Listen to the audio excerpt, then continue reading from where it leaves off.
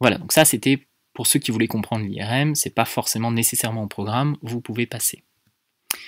Par contre, ce qui est vraiment au programme, c'est savoir reconnaître une séquence IRM sur l'encéphale. Alors là, je vais vous donner un diagramme qui est très utile, on va dire, au niveau externe, mais si jamais vous faites de la radiologie plus tard, vous verrez qu'il n'est pas complet.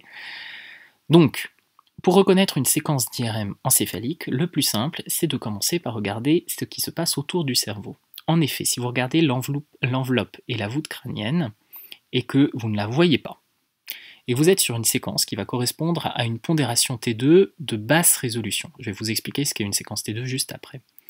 Vous êtes probablement sur une séquence de diffusion. En fait, la séquence de diffusion, c'est une séquence très rapide qui est acquise selon des principes de T2, donc la fameuse composante transversale dont on a parlé juste avant. Et cette composante, cette séquence T2, elle est modifiée pour regarder le mouvement libre des molécules d'eau à travers le tissu. Pour ce faire, on a besoin de s'affranchir de la graisse qui serait en hypersignal dans cette séquence, et du coup on fait un FATSAT, ce qui veut dire que les enveloppes du crâne disparaissent sur cette séquence, on ne s'y intéresse pas.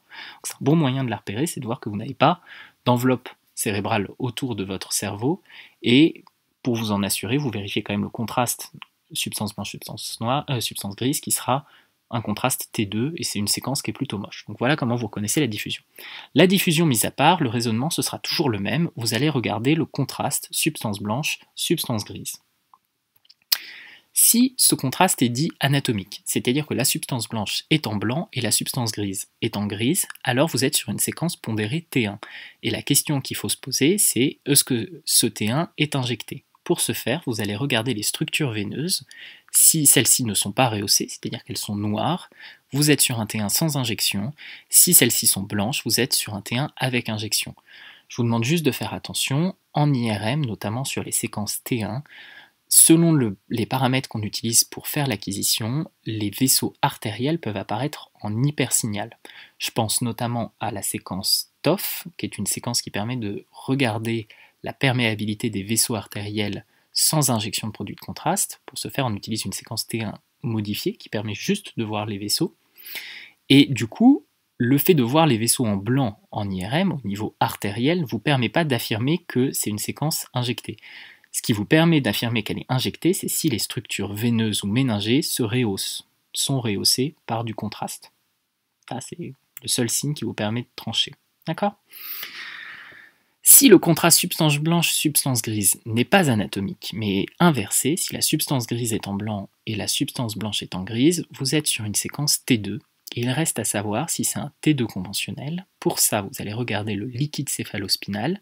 Si celui-ci est en hypersignal, ça veut dire que vous êtes sur un T2 simple. Si celui-ci n'est pas visible, apparaît en noir, dans ce cas-là, vous êtes sur une séquence T2 modifiée, qui est une séquence flair dans laquelle on a annulé le signal de l'eau. Voilà.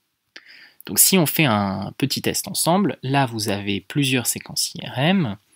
Je vous laisse quelques secondes pour réfléchir. Donc vous voyez que sur toutes ces séquences, on voit les enveloppes de la voûte du crâne, donc aucune de ces séquences n'est une séquence de diffusion. Si on commence par la plus à gauche, on voit que la substance blanche est en blanc, la substance grise est en gris, donc on est sur une séquence T1. Et si on regarde les structures veineuses du crâne, elles ne sont pas rehaussées, on est donc sur un T1 sans injection.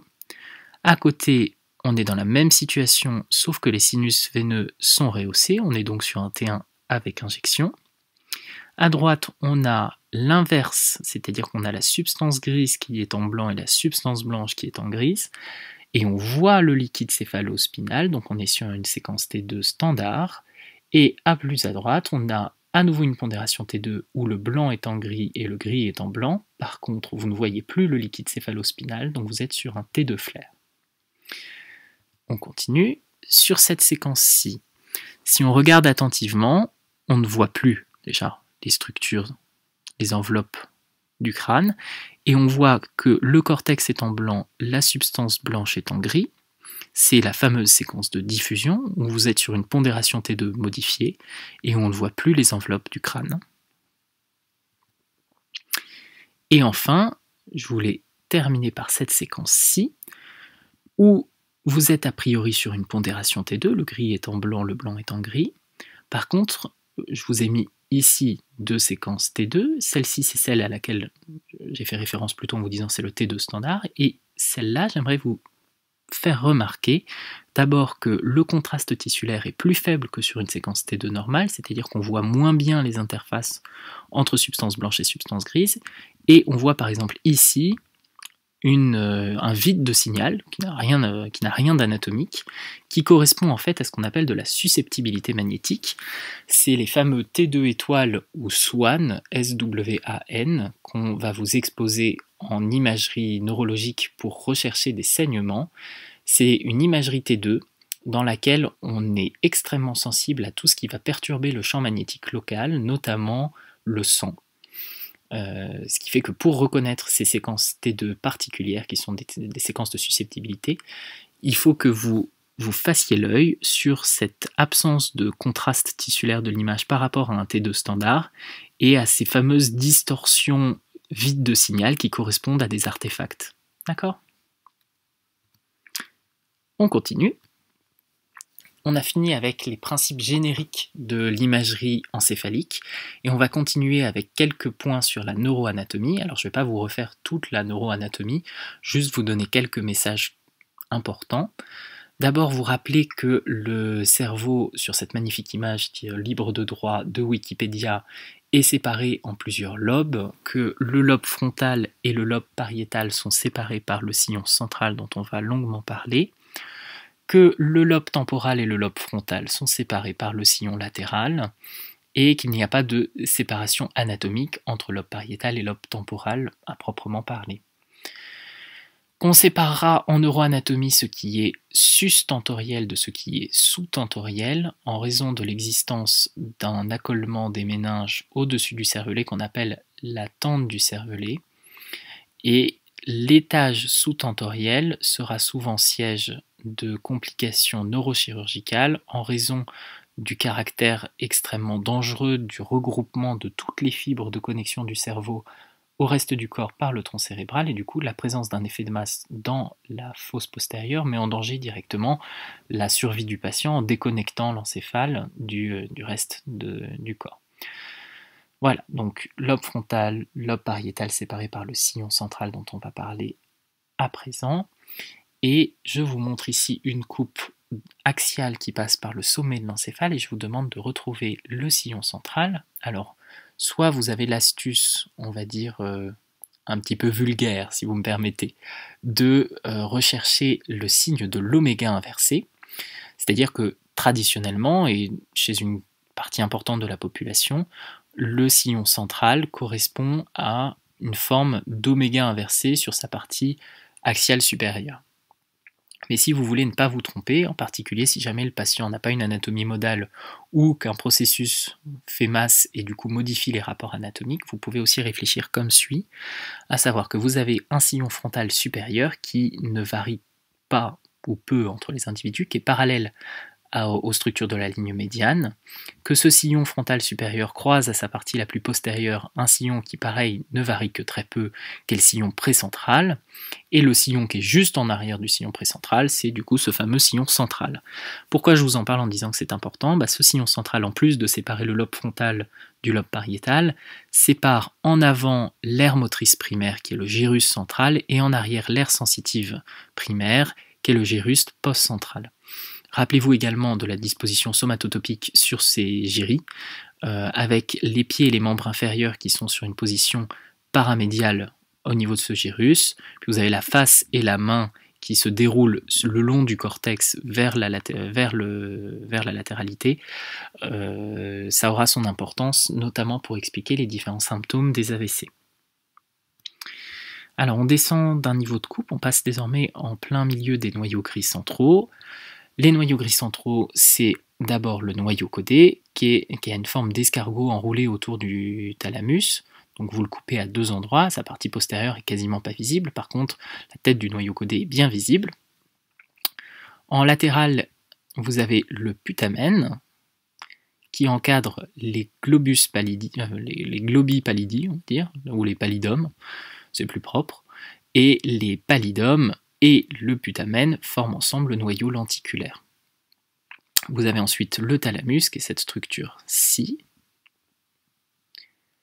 Et les différents noyaux gris centraux sont séparés par une bande de substance blanche qui est la capsule interne. Les fibres du faisceau pyramidal qui connectent l'aire motrice principale à la colonne vertébrale, à la moelle spinale, passent dans le bras postérieur de la capsule interne.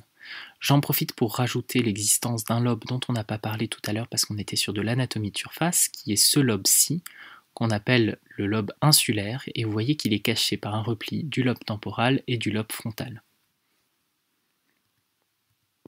Alors, on est maintenant sur une coupe coronale qui passe par les noyaux gris centraux. On retrouve entre les deux hémisphères cérébraux une commissure qui est le corps calleux, qui est la principale voie de passage entre les hémisphères. Ensuite, vous voyez en coupe le noyau caudé, le putamen et les pallidums externes et internes. Et vous avez ensuite ici le lobe temporal, avec à sa partie la plus interne un repli qu'est l'hippocampe. Et donc ce que je vous disais tout à l'heure, c'est si vous réunissez les globuli pallidi et le putamen, vous formez un ensemble qu'on appelle le noyau lenticulaire, tandis que si vous réunissez le noyau caudé et le putamen, vous formez le striatum. Retenez-le parce que ça c'est un piège à la con qu'on vous posera souvent en partiel. On descend encore un petit peu dans le plan axial pour vous montrer d'avant en arrière d'abord le chiasma optique, qui est ce fameux croisement entre les voies optiques rétro-orbitaires. En avant de la tige pituitaire, vous avez ici le lobe temporal qu'on avait vu tout à l'heure en coupe coronale, qu'on voit maintenant en coupe axiale. L'hippocampe, pareil, en coupe axiale. D'ailleurs, l'hippocampe serait plus là. Et vous avez ensuite les pédoncules cérébraux avec le mésencéphale, l'aqueduc du mésencéphale qui va connecter le troisième ventricule au quatrième ventricule, le vermis cérébelleux. Ici en fait vous avez le repli de la tente du cervelet, et juste en dessous vous avez du coup le vermis cérébelleux, la structure médiane du cervelet qui passe. Et si on descend encore plus bas, vous avez après le mésencéphale le pont avec les deux pédoncules cérébelleux et le myélencéphale, qui est en fait le bulbe ici, et puis les deux hémisphères cérébelleux. Sur une coupe sagittale, on retrouve le corps calleux, le fornix, pilier du fornix, les corps mammillaires, le thalamus qui n'existe pas dans la coupe sagittale stricte, c'est juste qu'on le voit à travers le troisième ventricule, c'est pour ça que je l'ai mis en pointillé, le mésencéphale, le pont, le bulbe, et ici vous avez la tige pituitaire et l'hypophyse. On parle maintenant d'anatomie vasculaire, avec ici une vue angiographique de la carotide interne et de l'artère vertébrale, pour vous dire que l'artère carotide interne, après le bulbe carotidien qui est situé en C4, va avoir une portion sous-pétreuse, c'est-à-dire ici vous avez en projection le rocher, et donc sous le rocher, vous avez la portion sous-pétreuse de la carotide interne. Dans le rocher, la carotide interne va avoir une première image de siphon, rentrer dans le crâne, passer cette fois dans le sinus caverneux, ici c'est la portion intracaverneuse de l'artère carotide interne, et au-delà de la portion caverneuse dans laquelle elle fait également un mouvement de réflexion, elle va donner sa première branche qui est l'artère ophtalmique, puis les branches de la circulation antérieure du polygone de Willis, que sont l'artère cérébrale antérieure et l'artère sylvienne qui là vient vers nous. L'artère sylvienne, c'est le nom propre de l'artère cérébrale moyenne. Donc si on reprend carotide sous-pétreuse, carotide pétreuse, carotide caverneuse, l'artère cérébrale antérieure et l'artère cérébrale moyenne qui vient vers nous. Et si on regarde en arrière, cette fois on a l'artère vertébrale qui rejoint son homologue contralatéral en tronc basilaire qui est ici. Et vous avez ensuite, à la fin de ce tronc basilaire, une séparation sur l'anatomie modale en deux artères cérébrales postérieures. Hop, hop, hop. Sachant que les artères cérébrales sont anastomosées au niveau de la base du crâne par le polygone de Willis. Vous avez deux communicantes postérieures qui unissent l'artère cérébrale postérieure et la division en artère cérébrale moyenne, artère cérébrale antérieure, la circulation antérieure, et vous avez les deux artères cérébrales antérieures qui sont unies par la communicante antérieure. Donc une communicante antérieure, deux communicantes postérieures dans la disposition modale, sachant que tous les patients n'ont pas une disposition modale et que c'est même plutôt rare d'avoir un cercle de Willis complet.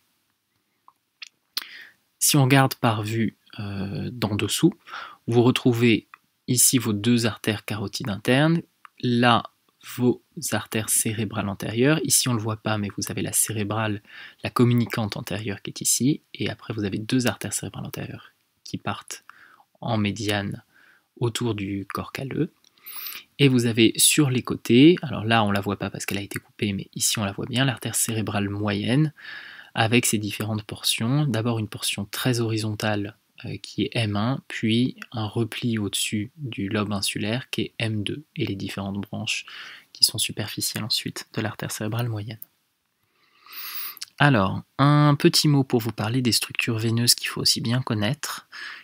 Souvent les questions d'anatomie à l'ECN portent sur les structures veineuses parce que c'est souvent un peu moins connu, donc gardez-le en tête. Dites-vous que les plus simples à reconnaître sont les sinus sagittales, sachant que vous avez un sinus sagittal supérieur et un sinus sagittal inférieur, qui sont du coup autour, alors accolés à la voûte du crâne pour le sinus sagittal supérieur, autour des noyaux gris centraux pour le sinus sagittal inférieur, que ces sinus confluent au niveau du confluent des sinus, en avant une structure impaire qui est le sinus droit qui va les mettre en communication. Vous avez latéralement deux sinus transverses qui se finissent par les sinus sigmoïdes et les veines jugulaires internes, et ensuite vous avez différentes anastomoses veineuses que vous n'avez probablement pas à connaître. Globalement, là vous avez les sinus pétreux supérieurs et inférieurs, et ces sinus vont mettre en communication les sinus transverses et sigmoïdes avec les sinus caverneux que vous avez ici. Voilà, c'est tout pour nous. J'espère que cette vidéo aura été claire. Je vous donne évidemment le PDF pour que vous puissiez avoir les images dans l'œil. C'était une vidéo peut-être un petit peu simple pour des D3 et des D4, mais je pense que c'est les bases pour commencer la neuroradiologie.